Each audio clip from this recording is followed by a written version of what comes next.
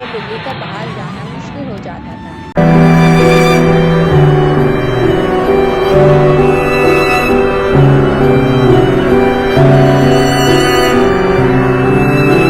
ये कहानी एक छोटे से पहाड़ी गांव की है जो हर साल सर्दी में बर्फबारी के कारण पूरी तरह से बर्फ से ढल जाता था। इस गांव में एक परिवार रहता था जिसमें रामू नामक किसान, उसकी पत्नी सीता और उनके 2 बच्चे मोहन और गुड़िया थे।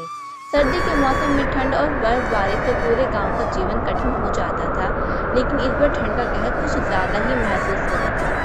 ये कहानी इस परिवार और गांव के संघर्ष की है जब उन्होंने मिलकर काम करना शुरू किया और ठंड के कहर का सामना किया। एक छोटे से गांव गंगापुरी जो पहाड़ियों के बीच एक सुंदर घाटी में बसा हुआ था।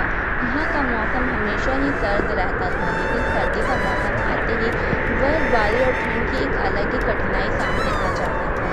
बर्फबारी के कारण रास्ते बंद हो जाते थे और बिल्ली का बाहर जाना मुश्किल हो जाता था।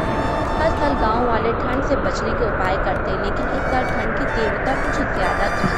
रामू के परिवार के पास ज़मीन थी, लेकिन पहाड़ी इलाका होने के कारण खेती करना बहुत कठिन था। वे मक्की, गेहूँ और जौ जैसी बुनियादी फसलें उगाते थे। सर्दी के मौसम में फसलें ठीक से नहीं उग पाती थी और खेती से होने वाली आय भी बहुत कम हो जाती थी। यही वजह थी कि रामू और उसकी पत्नी सीता सर्दी के मौसम में बहुत चिंतित रहते थे। इस साल मौसम ने अपना रुख बदल लिया था। बर्फबारी ने गांव के रास्तों को पूरी तरह से रोक दिया था। लोग अपने घरों से बाहर नहीं निकल पा रहे थे और ना ही किसी से संपर्क कर पा रहे थे। तभी रामू और उसकी पत्नी सीता और उसके 2 बच्चे मोहन और गुड़िया एक झोपड़ी में बैठे हुए थे। तभी रामू ने कहा, सीता, ये बर्फबारी कुछ ज्यादा बढ़ गई है। इस बार लगता है ठंड का कहर बहुत भारी है। अगर लकड़ी जल्द नहीं ढूंढी गई तो सामग्री का बंदोबस्त नहीं किया गया तो इस सर्दी में फंस सकते हैं। तभी सीता ने कहा, हाँ रामू, मैंने भी यही सुना है कि इस बार ठंड बहुत अधिक हो गई, लेकिन हम क्या कर सकते हैं।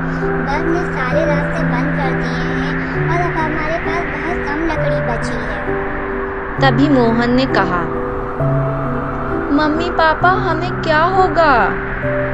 और गुड़िया बोली, मम्मी पापा, क्या हम बाहर नहीं जा सकते? रामू बोलता है, डरो मत मेरे बच्चों, हम सब मिलकर इसका सामना करेंगे। मुझे विश्वास है कि हम इस ठंड से बचने का कोई रास्ता निकाल ही लेंगे। रामू और सीता एक दूसरे को निराश होते हुए देखते हैं। फिर रामू सोचता है, सीता, मुझे लगता है कि हमें शंकर दादा से मदद लेनी चाहिए। वो बहुत समझदार हैं। शायद वे हमें इस ठंड से बचने के लिए कुछ उपाय बता सकते हैं। वो चारों आपस में बात करते हैं कि रात हो जाती है। फिर वो लोग सो जाते हैं। अगली सुबह रामू अपनी पत्नी सीता के साथ शंकर दादा के घर जाता है और बोलता है, नमस्ते शंकर दादा, हम दोनों परेशान हैं। बर्फबारी इतनी ज्यादा हो गई है कि रास्ते बंद हो गए हैं और हमारे पास लकड़ी भी खत्म होने वाली है। हम क्या करें? शंकर दादा मुस्कुराते हैं और कहते हैं, रामू, सीता, देखो, जब भी ठंड का कहर बढ़ता है तो हमें केवल खुद पर विश्वास नहीं बल्कि एकजुट होकर काम करना चाहिए। गांव के सभी लोग मिलकर ही इस मुश्किल से बाहर आ सकते हैं। सीता हैरान होकर बोलती है, कैसे दादा, हम तो समझ नहीं पा रहे हैं। तभी शंकर दादा बोलते हैं, अगर हम सभी एक दूसरे की मदद करें तो सब कुछ आसान हो सकता है। लकड़ी और जलाने की सामग्री इकट्ठा करने के लिए हम सभी मिलकर जंगल में जा सकते हैं। साथ ही घरों को गर्म रखने के लिए एक दूसरे के साधनों का सही उपयोग करना होगा। तभी रामू सिर हिलाते हुए बोलता है, आप ठीक कह रहे हैं दादा, हमें गांव वालों को एकजुट करना होगा।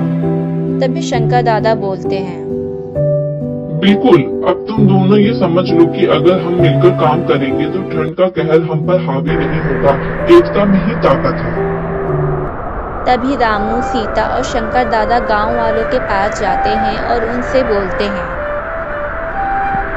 हमें इस ठंड से बचने के लिए कुछ न कुछ उपाय करना होगा।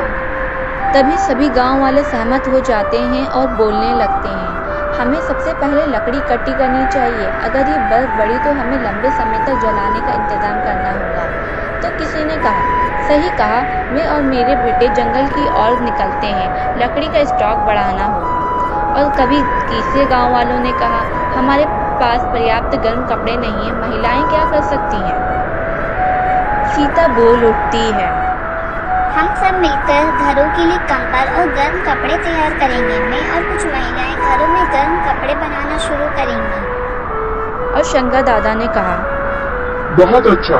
अब हमें बर्फ को हटाने के लिए कुछ काम करना होगा। बच्चों को सुरक्षित स्थानों पर रखो और बाकी सभी मिलकर बर्फ हटाने में मदद करते हैं।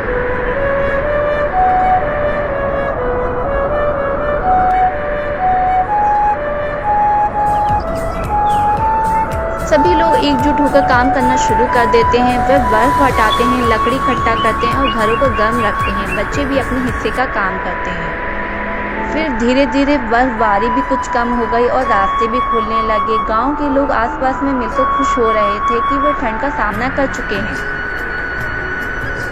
तभी रामू सीता की ओर देखता है और बोलता है, देखो सीता, हमने मिलकर खुशी से इस मुश्किल का सामना कर लिया। हमारी एकजुटता ने हमें इस ठंड की कहर से बाहर निकाल दिया। तभी सीता भी मुस्कुराती है और बोलती है, हाँ रामू, और ये शंकर दादा की समझदारी थी जिसने हमें ये सिखाया कि अकेले हम कुछ नहीं कर सकते, लेकिन मिलकर हम सभी कठिनाई का सामना कर सकते हैं। रामू और सीता बच्चों के पास जाते हैं और सभी खुशी से एकजुट होकर बैठते हैं। रामू बच्चों से बोलता है, देखो बच्चों, ये मुश्किल समय का था, लेकिन अब हम सब सुरक्षित हैं। यही है जीवन की सच्चाई। अगर हम सब मिलकर एकजुट होकर काम करें तो किसी भी समस्या का हल किया जा सकता है। मोहन और गुड़िया भी बहुत खुशी और हंसते हुए बोलते हैं, हाँ पापा, हमने इस ठंड से बचने के लिए बहुत कुछ सीखा है। फिर रात हो जाती है और वो चारों खुशी खुशी सो जाते हैं। कहानी का संदेश ये सिखाता है कि मुश्किल वक्त में हमें एकजुट होकर काम करना चाहिए। अकेले हम कुछ नहीं कर सकते, लेकिन मिलकर हम किसी भी चुनौती का सामना कर सकते हैं।